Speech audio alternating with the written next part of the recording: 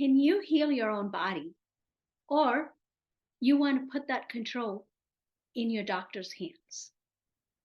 Who do you want to control your life, your health, the healing of your body? You want to know more about that?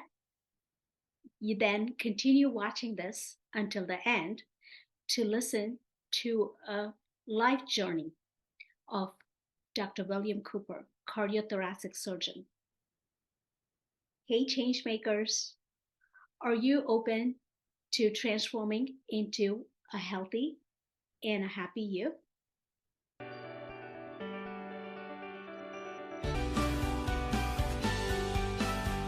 I am Rajitha Bommakanti, registered nurse, faith-based holistic coach, national board certified health and wellness coach.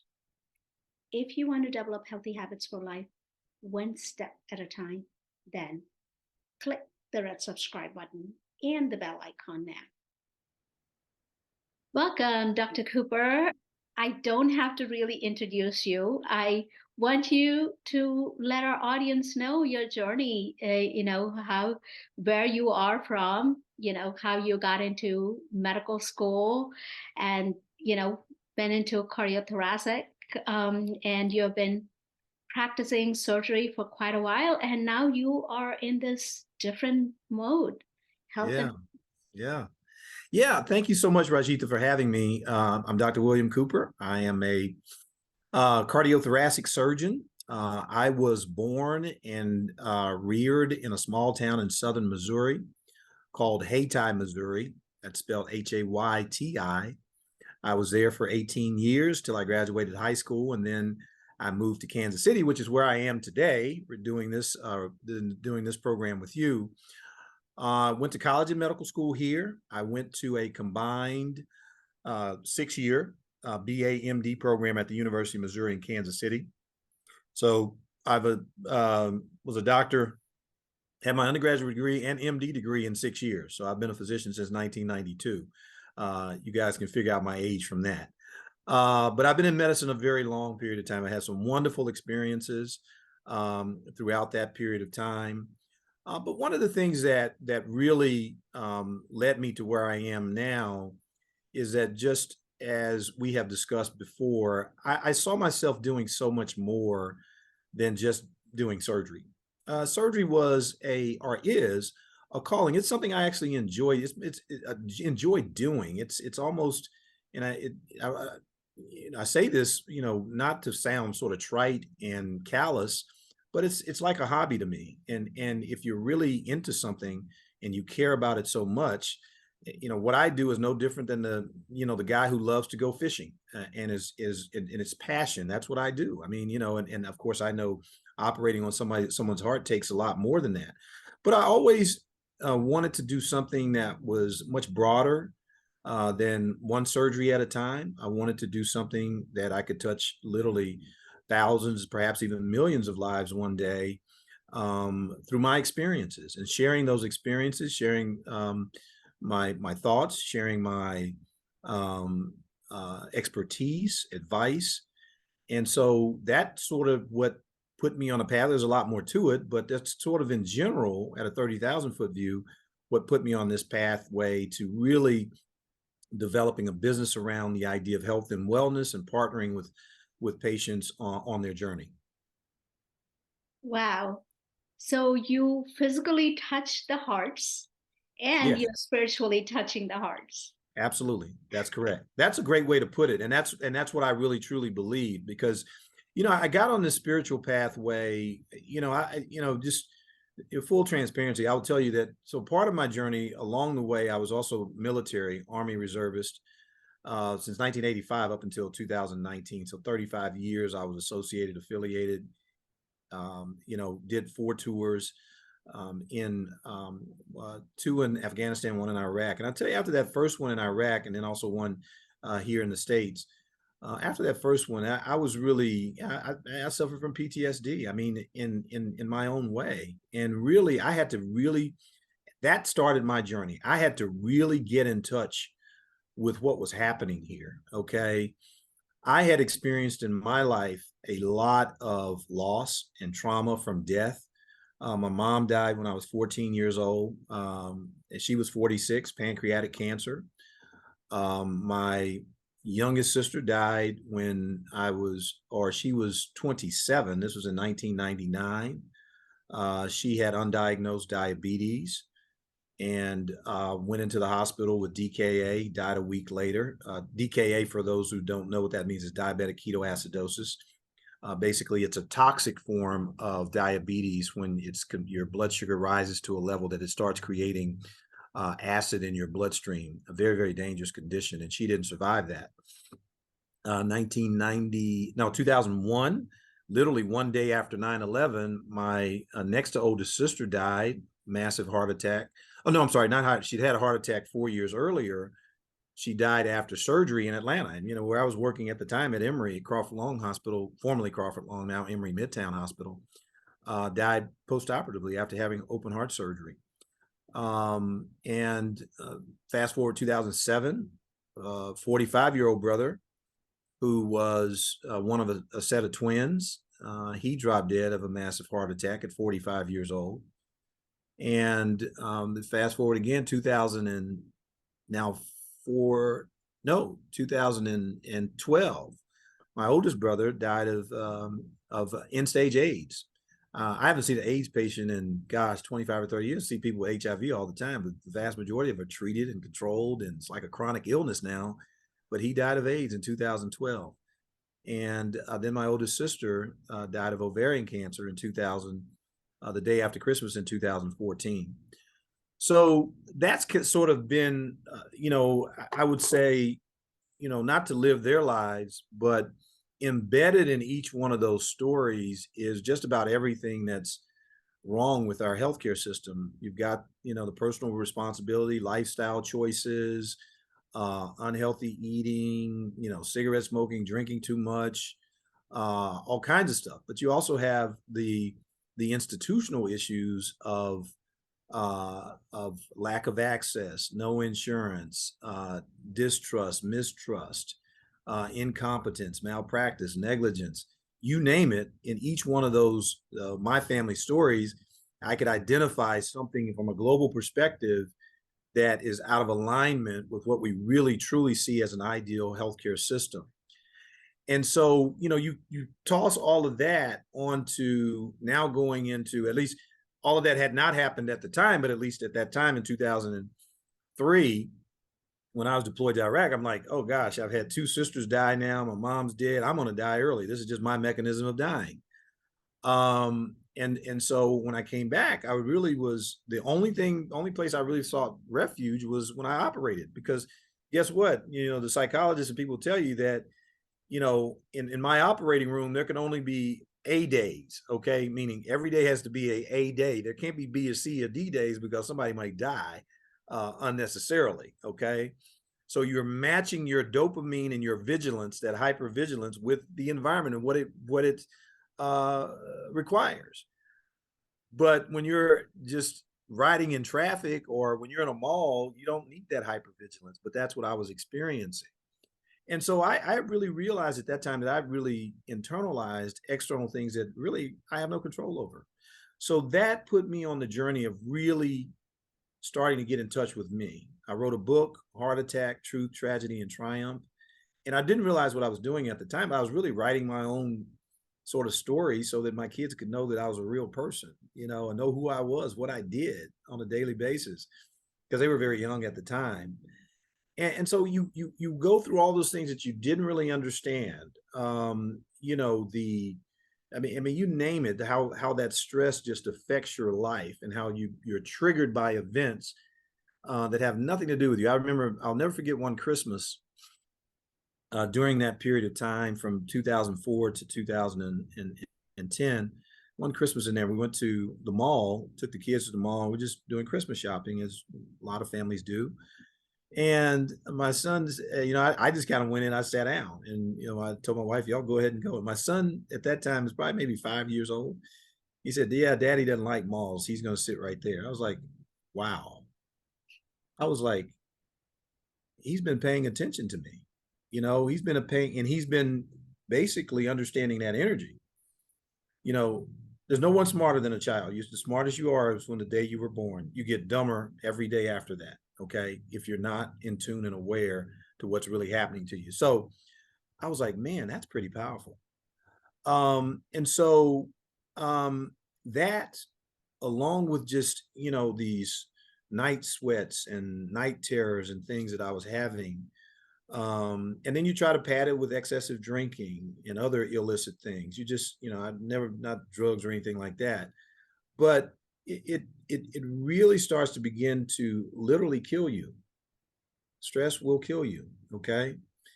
And in my non-spiritual way at that time, I didn't want to die, and I didn't want to die young. Okay.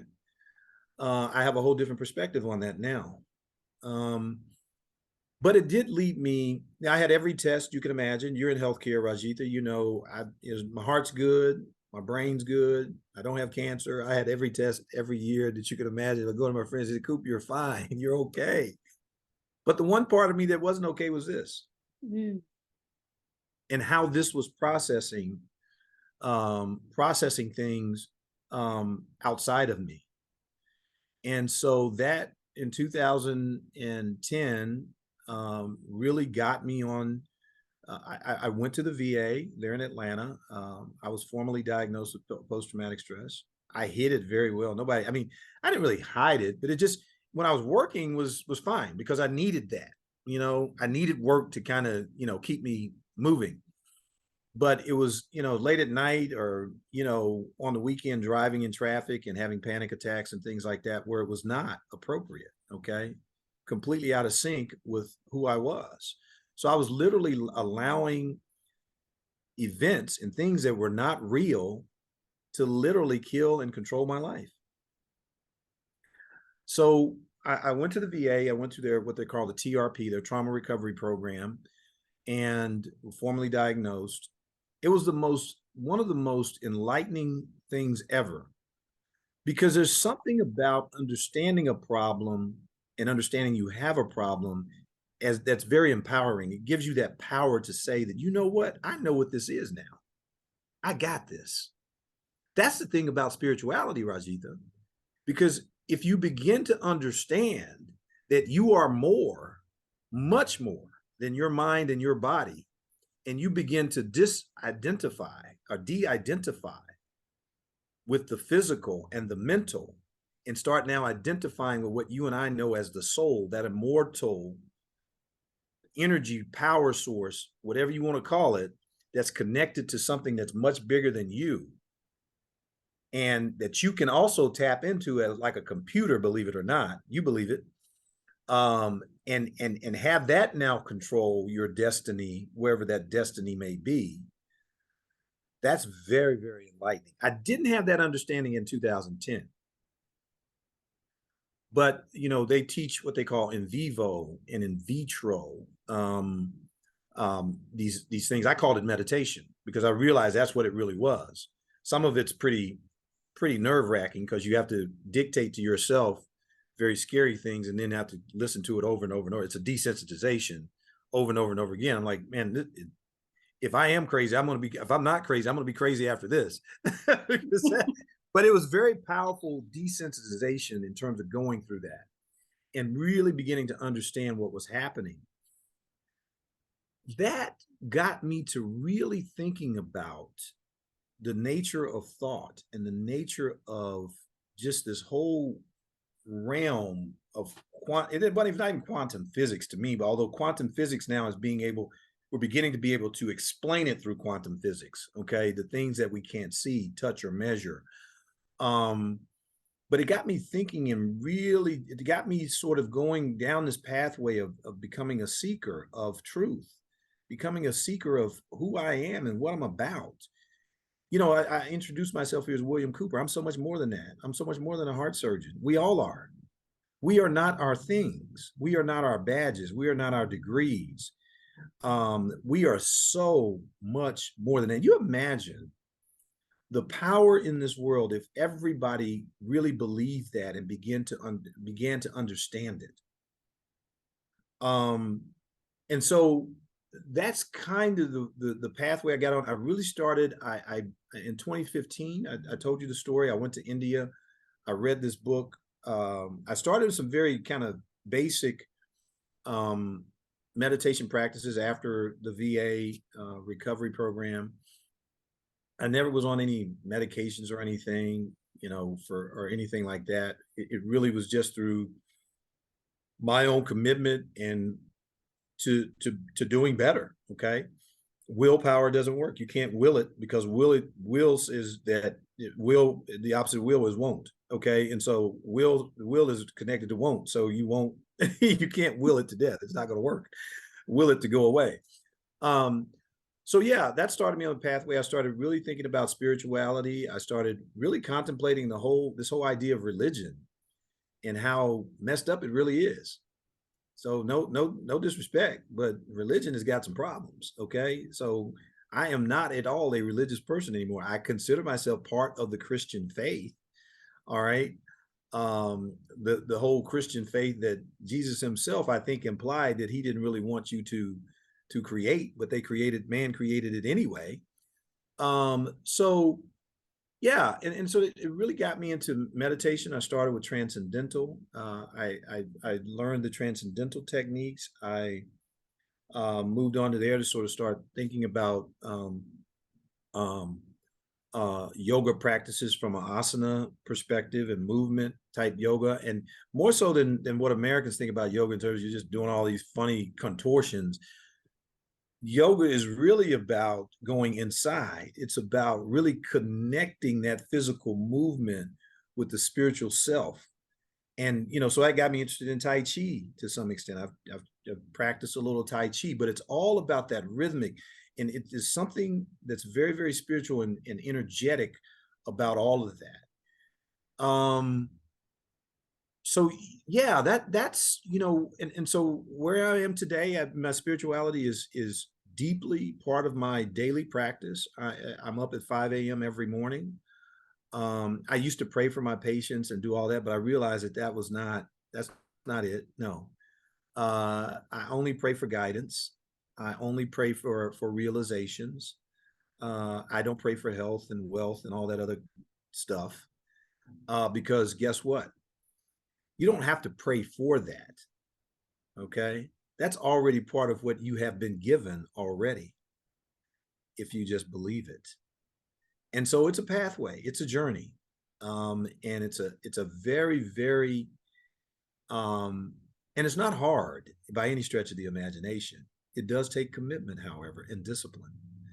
And I'm nowhere near there. I still like my white wine. Okay. I don't drink hard liquor anymore, very rarely. Um, but even it's not about, punishing yourself over those little things that we've been, oh, that's bad. Oh, this is good. Oh, you can't do this. You can't do that. No, get away from that.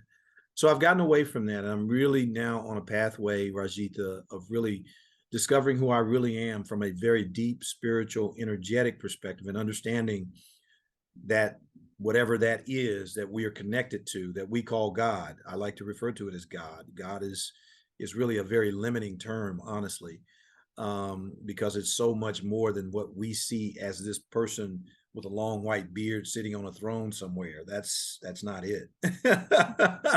Yeah, And so, wow. anyway, I'll stop there because I can go on and on and on about this wonderful life that I've been able to live and enjoy. Wow, you have come a long way.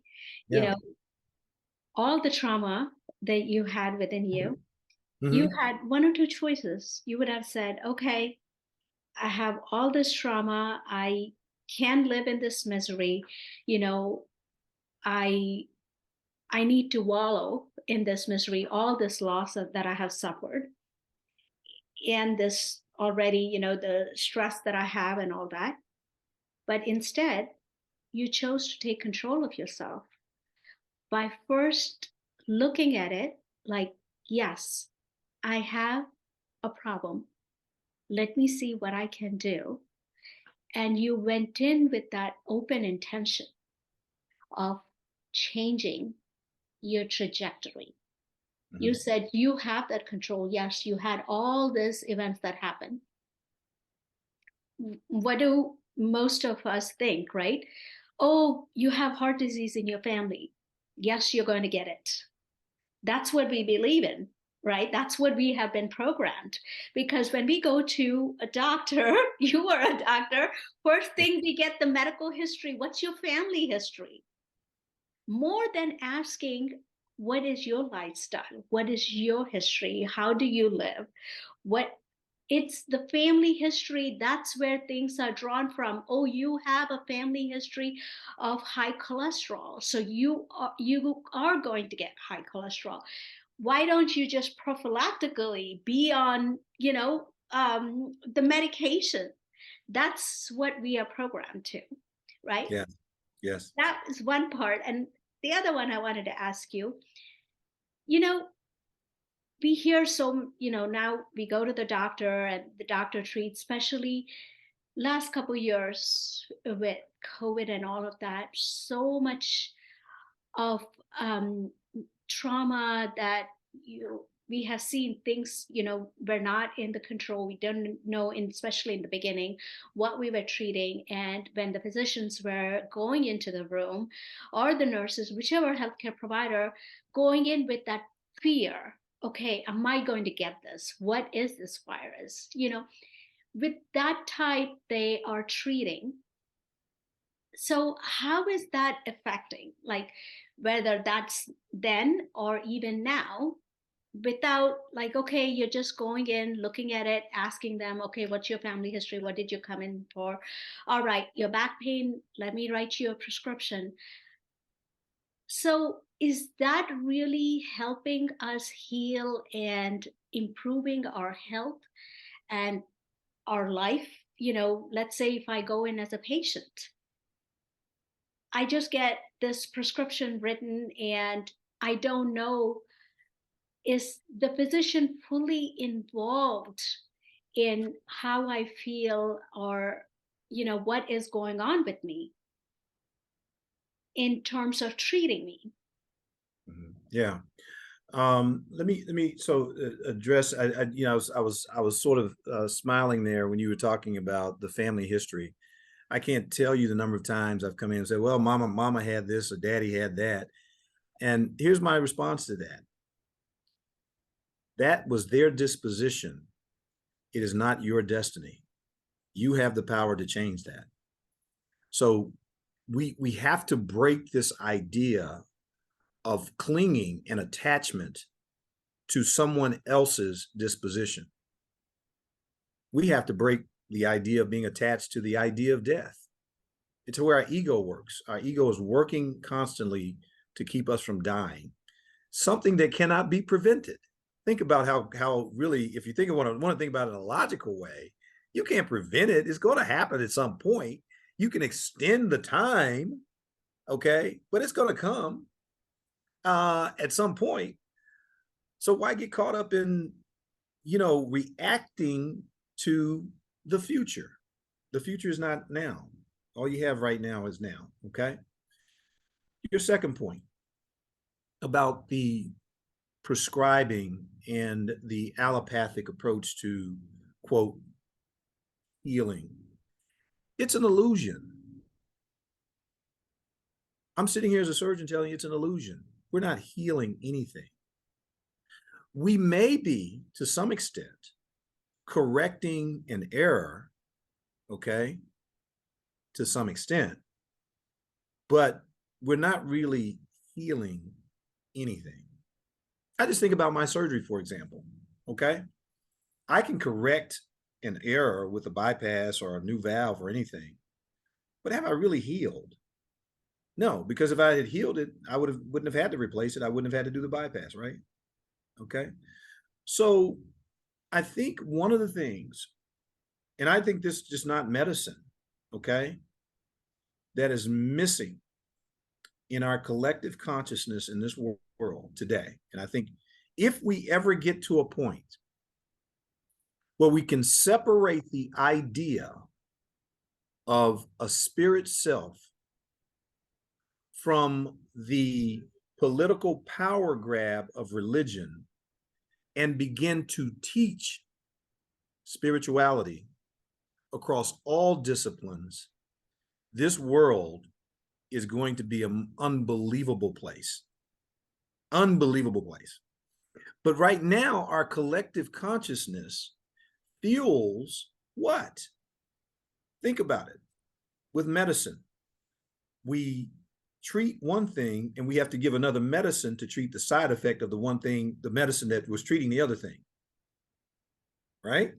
Yeah. Okay. It happens all the time. Okay. We treat cancer, you get nausea, we got to give you some nausea medicine. Okay. All right. So you treat cancer and then you cause another cancer. Okay. So what is missing, Rajitha, in our healthcare world, in our world in general, is a recognition of the power of consciousness, the power of collective thought, the power of the energy and the thoughts that we put into that collective consciousness every single day. All right. So I never, at least as far as I know, got COVID, was in hospitals almost every day during the entire pandemic.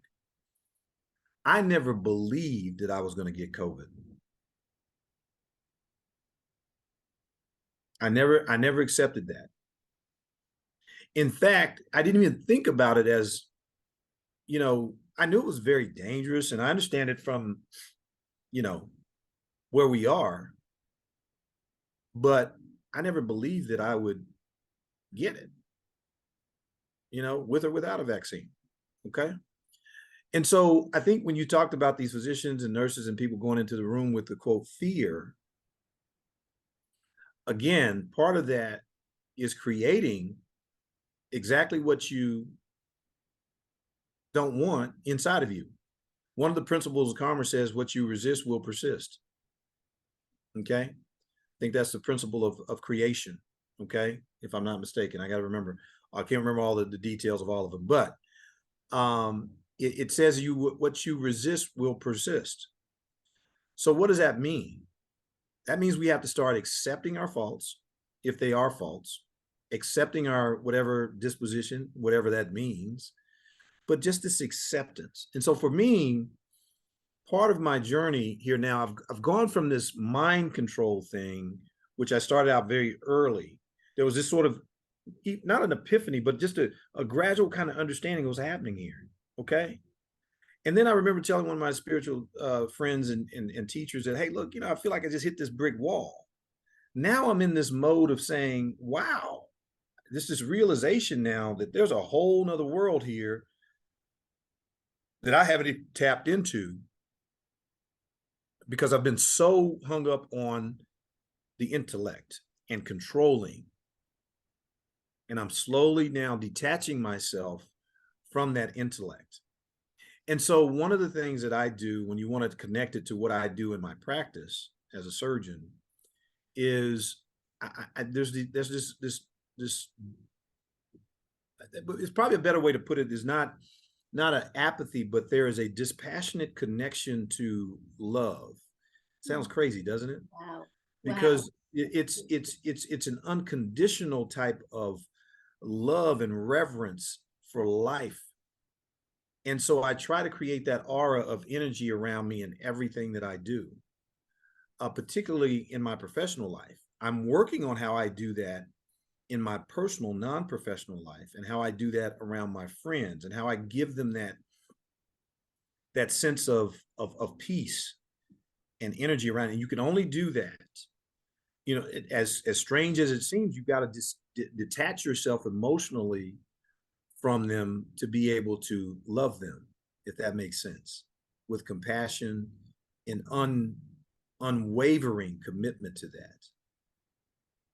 Wow, that is huge. You know, you have just said that in the beginning when I was saying when the doctors and the nurses, all the healthcare providers going into the room with that fear vibrations. So in your OR, you're creating this love vibration, because whatever, it's a transmission of energy, right, between one to the Yes. other. Even though we are so far apart, we are still, Sure. passing our energy, our vibrations to each That's other. right. That's correct. So it's all about that. And also the belief, you mentioned you never feared, you believed you'll never get COVID or anything. It's all in our mind, right? What do we believe in? Whatever we believe, that's what is going to happen. So those are the two things. And also wanted to ask you, okay, um, as you do the bypass surgeries, how can we integrate that, yes, this is a life-saving thing. Medicine, or not all medicine is bad. We have acute conditions, we do need to go to the hospital to get treated. Let's say, I where I need to get my bypass surgery done, you do the bypass, and after that I've seen patients coming back again and again with the blockage, and sometimes you have to go back and do the intervention, all the procedures that are done too. Um, Again, there's a clog, and you have to go and work at it again. That keeps the business going. But how can we, once you correct it, how can they integrate your other practices so that they can heal themselves for a healthy and happier life? Yeah, that's fantastic. I like that. So one of the things that I didn't realize I was doing until actually here recently, my spiritual guide told me this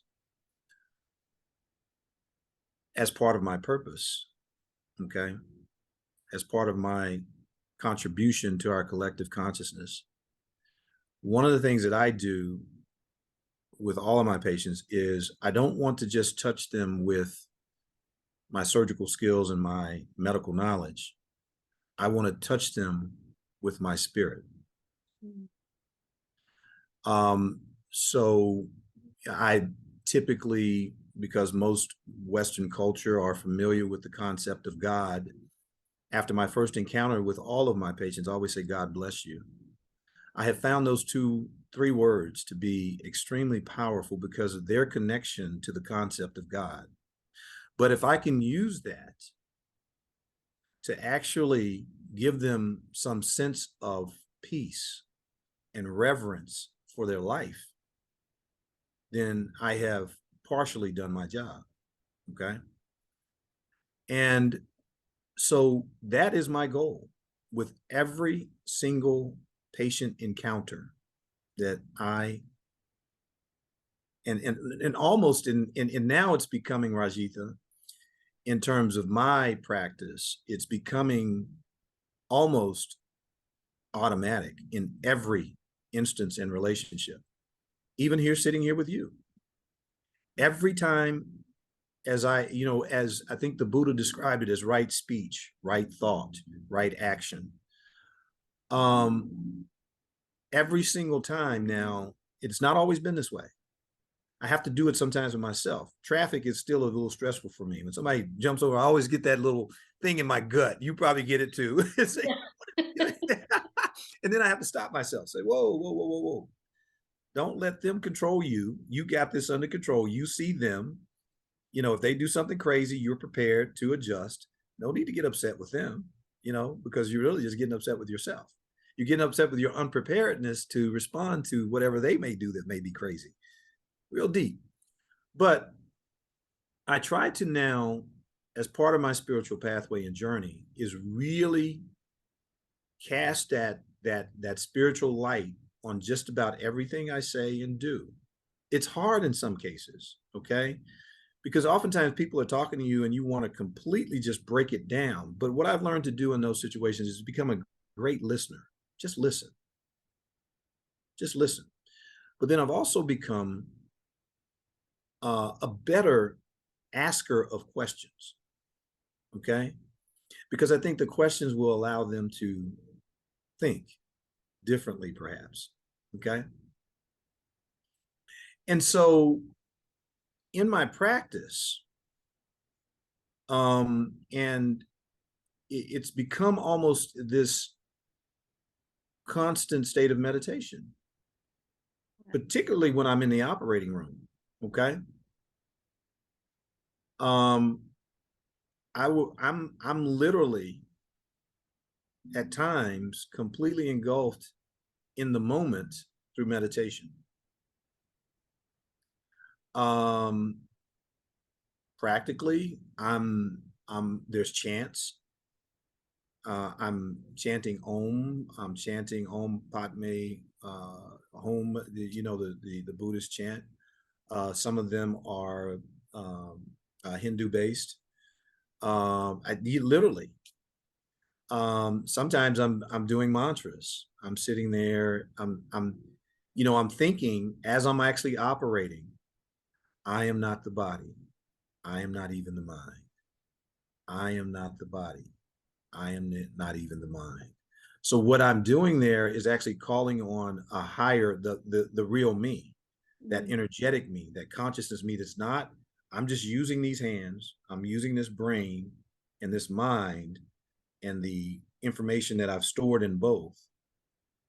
But I'm actually being driven by something more divine than that. Bless you for allowing me to express that to you on this program. Wow, that is so powerful. So you are present right there. This is an instrument, your hands, your body, but it's that higher power that is helping you navigate through the surgeries and throughout the entire time, you are blessing that person Right. to evolve Correct. into a better Yeah. self. Wow, that is beautifully, beautifully said. And if I ever need surgery, I'm going to get on your list. I have a feeling that you will never need surgery. But yeah, it's a threefold approach. I want to touch you with my knowledge. I want to touch you with my skill, but I also want to touch you with my spirit. And through love and compassion, that's kind of becoming the way that I approach most things in my life. And even in negative situations, it seems to, or what we would perceive as a negative situation, it seems to work very, very well. Wow, that is beautifully put together. And question is that patient gets out of the OR, gets discharged from the hospital, goes home, so that they don't go back into that same circle again, coming back after a few years. There's a way to heal themselves, right? From that, you did your job, and now it's their turn to keep themselves healthy Right. and move along. Mm-hmm. So what is the control that they have? From there, they're not going to come back again. Again, chest pain, you have to go back in again. Yeah. Yeah. Their control is 100%. They have the entire ability to not only keep it from happening again, but also to heal the healing. To heal the healing. Okay. And that takes, quite frankly, a realization. That's why I do programs like this. Okay. And as my spiritual guys, he said, Coop, they're going to think you're crazy. I don't care what you think. I mean, I say that it's really very fascinating. Is it? Oh, he said, well, I'm just telling you because I knew you would get a kick out of that. But it's truly the power of the human spirit, as it is stated very, very clearly. If you believe in these religious dogma, in the Dead Sea Scrolls, that a lot of certainly our Bible is based on a lot of what was found or have been validated by what was found in the Dead Sea Scrolls. There is no greater power, nothing greater than the power of a thought to shake the heavens. If that is true, and you believe in your religious dogma, then there's nothing greater than the power of thought to heal yourself. How do you begin to, I won't even say manipulate, but to take advantage of the power that's been given you to do these things? How do you begin to do that? Well, I think first and foremost, part of the idea of being present is an appreciation for every little thing, no matter how small. As I was reading through the book in one of my books by my spiritual mentor, Dr. Stephen Harefield, who's a Buddhist monk, and he talks about the story of him walking along a pathway with one of his master teachers there at the monastery in India, and him talking about him noticing a caterpillar on the trail. He said he didn't really notice it, but the master teacher did. Mm. And he went into this whole dissertation about the caterpillar and how they transform into butterflies and all of this, and just how metamorphosis is such a powerful thing. And there it is happening right in front of you. And so the point being is just the appreciation for little things. And when you start to appreciate those little things, you begin to realize how remarkable that really is. Someone once said that the easiest or the best way to hide something is in plain sight. You're sitting there looking at a caterpillar that one day is going to be a butterfly, flying with two wings. Think about how powerful that is, Rajitha. So the power of now and the power of presence and understanding that power, how do we get that across to people? Okay. To begin to de-stress and decolonize ourselves from this dross of negative energy that we've been bathing ourselves in for literally millennia, centuries. Okay, how do we now begin to bathe ourselves in the power of putting out positive energy into this collective consciousness that we have? I think there's a realization that is between believers and seekers like you and I. But there's also those who are not yet there. The way to get them there is hopefully through some form of recognition, rather than the way that many of us got here is through some form of trauma or negative event in our life. Okay. And that's why I say, I think if we're missing anything in this world today, it's literally a foundation of spiritual, religiosity, religious tainted concepts of spirituality. If we could get all of the great so-called religious people to unshackle themselves from religious dogma and begin to unleash the power of spirit in this world, this would be a much better place. The idea of disease and I'd be out of business. Put me out of business, please. That's the title of a book that I'm going to write one day. I haven't quite yet gotten there, but we will someday. Wow, that is so beautifully said. That's the reason we have teamed up together. Yes. Dr. Cooper. Yes. I'm going to be working with you alongside. Sure. And tell us about your company. Sure. Yeah. So the greater vision.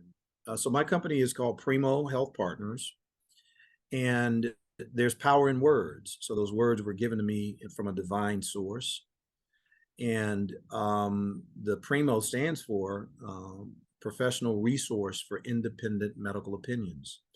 Independent because these are opinions that aren't conflicted by who we work for, who we are doing contract work for, none of that. These are independent, meaning decisions, medical opinions from experts in various disciplines. Yeah, it's about health. I think, we sometimes get into these, semantic arguments about the difference between health and wellness. Well, to me, it's all the same. We want to, be in a place where we are free of of negativity, of so-called disease, of so-called stress. Um, and it's about partnering. Okay. So the grand vision for Primo Health Partners is just that, is that we will evolve to being that place where you can come to have a professional like you and I interaction, where you can have access, which is our second goal, to almost seamless access to those healthcare professionals. But not only that, but to partner with you in ways that are unprecedented, in ways that really literally, where you can reach out to Rajitha when you are struggling with trying to figure out the how-to in terms of lifestyle choices. You can reach out to Dr. Cooper when you've been given or told you need to have that heart valve repaired or replaced. Or you can reach out to us when you are really serious about wanting to make a commitment to living a life of fullness, fully consciously aware of the power that's within you through coaching and having access to the right resources. So that is what Primo Health Partners is about. We have 4 programs. We have a virtual urgent care, telemedicine-based, virtual primary care, telemedicine-based, virtual specialty care that is telemedicine-based. And then we have more of a very, I hate to use it, but it's what everybody recognizes, VIP, which we've got people out there that have excessive means who really, want to unleash themselves from, as I call it, the dross of stress and all these other things. And so we have a place for them as well. So those are our 4 programs. And at every one of those touch points, we take advantage of that relationship to introduce you to all of the other products, not just so we can sell them to you, but basically so that we can basically begin to establish that relationship with you long term is going to allow you to be able to navigate a very complicated and complex healthcare system in which we all live in. That is so much easier to connect that way. A couple of weeks ago, a client came by. They said it took a few months for them to get doctor's appointment, and for them to know what's happening with their 10-year-old. We are always concerned, especially when it comes to our children. Yes. This way, they can connect virtually and get that second opinion and Yes. see where they want to move. And if they are in a space of healing and want to move forward with that, and they can stay right within Primo Healthcare and Yeah. move forward with that. Yeah. So one of our most popular programs is our weight loss program, and that's because now we have a drug, semaglutide, that is actually highly effective at allowing people to.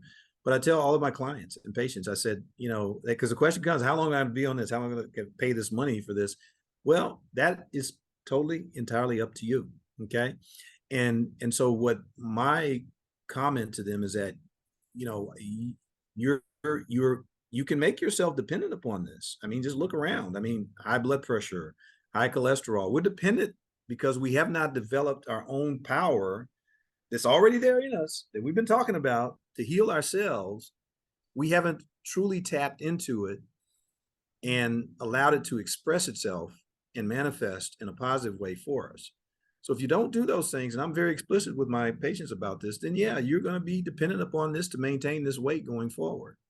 Now, I can say to you, well, we can start with forming some more habits. But what we're going to do is you and I, Rajitha, is going to put them in contact with you, because we're going to begin to give them the opportunity through this resource and our partnership, okay, to take it to the next level, to take the next step. Yeah, the medicine's okay, but again, it's an illusion. We're not really curing anything, okay? We're putting lots of great band-aids on things, okay? But therefore the real power of healing comes from within. And if we can get that message across and stress that and begin to get people involved, this is you and I, this is our ministry. This is our Primo Health Partners ministry, our Healthy Youth Center ministry. It is being able to now touch the hearts and minds of people in ways perhaps that they never thought they'd be able to be touched from a doctor and a nurse. Believe it or not. Think about that. And so we are going to be offering to our Primo clients, we'll be doing a free webinar, okay? And then we're going to be taking it to those who are not our clients to do webinar that'll be paid, a small nominal fee, so that you can begin to be introduced to these concepts and these ideas from two professionals who are not only talking it, but living it every single day, okay? That's our blessing. That's our purpose. That's our spirit talking. That's our divine contribution to our collective consciousness. In the beginning, sometimes we do need that kickstart. That's where the medicine comes in. Yes. Yes. To jumpstart, and then slowly go into that maintenance mode. That's right. And as you're going in, we are there blessing you. But by the end of the road, you will learn to bless yourself, where you will have that power to completely heal yourself. Correct. And you can touch other lives as you move forward. There you go. Yeah. Tell your story. I mean, experience is in my opinion sometimes the best teacher. And oftentimes we don't share those experiences in a way that we should, or that we could, to influence so many other lives. Thank you, Dr. Cooper, coming and sharing your journey with us here. And we will connect again. Sure. During our webinar that we're going to show to our audience. Thank you so much, Rajitha. It's been an absolute pleasure being with you. Again, I thank you for the blessing of having to be here in the presence of you and your audience, and wishing you nothing but humble blessings going forward. Thank you. Thank you. I am your faith-based holistic coach. Until next time, set that intention to heal yourself and take control of your body.